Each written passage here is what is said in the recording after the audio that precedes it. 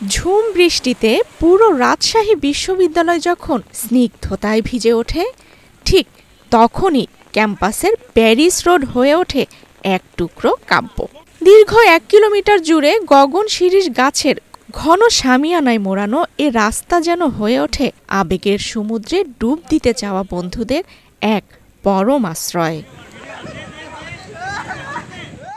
এ রাস্তায় হঠাৎ বর্ষার প্রথম ফোঁটা ঝরলে কেউ বন্ধুদের ডাকে ছুটে আসে, কেউ বা কাঁধে গিটার ঝুলিয়ে শুরু করে বৃষ্টির গান।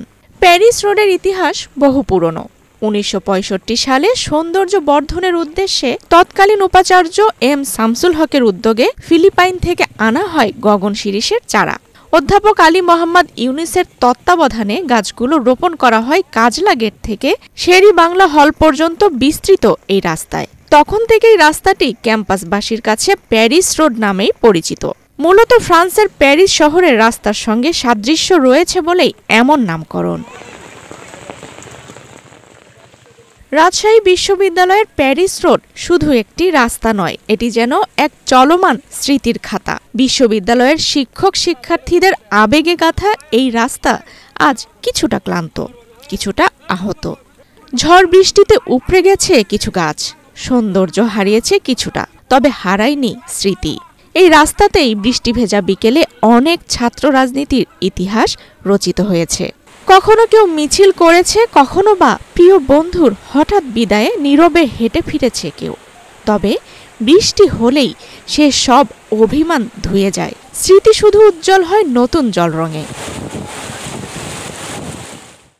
গগন শিরীষের পাতার ফাঁক গলে নামা বৃষ্টির ছাট গায়ে মেখে যখন কেউ বলে এই পথ যদি না শেষ হয়, তখন বোঝা যায় এই রাস্তায় শুধু পা ফেলা হয় না, ফেলা হয় হৃদয়েরও ছায়া। রাজশাহী বিশ্ববিদ্যালয়ের প্যারিস রোড যেন প্রকৃতির বুকে আঁকা এক জীবন্ত চিত্র, যেখানে প্রেম আছে, আছে বন্ধুত্ব, আছে মেঘলা দুপুরের বৃষ্টি স্নাত নির্জনতাও। এ রাস্তায় হাঁটার অনুভূতি কাউকে বোঝানো যায় না, কেবল অনুভব করা যায়। বর্ষায় এই পথেই আবার ফিরে আসে ক্যাম্পাস জীবনের উল্লাস, বন্ধুত্বের সুর, প্রেমের কল্পনা আর হৃদয়ের বৃষ্টিবিলাস। আফসানা রিপা, বাংলাদেশ প্রতিদিন।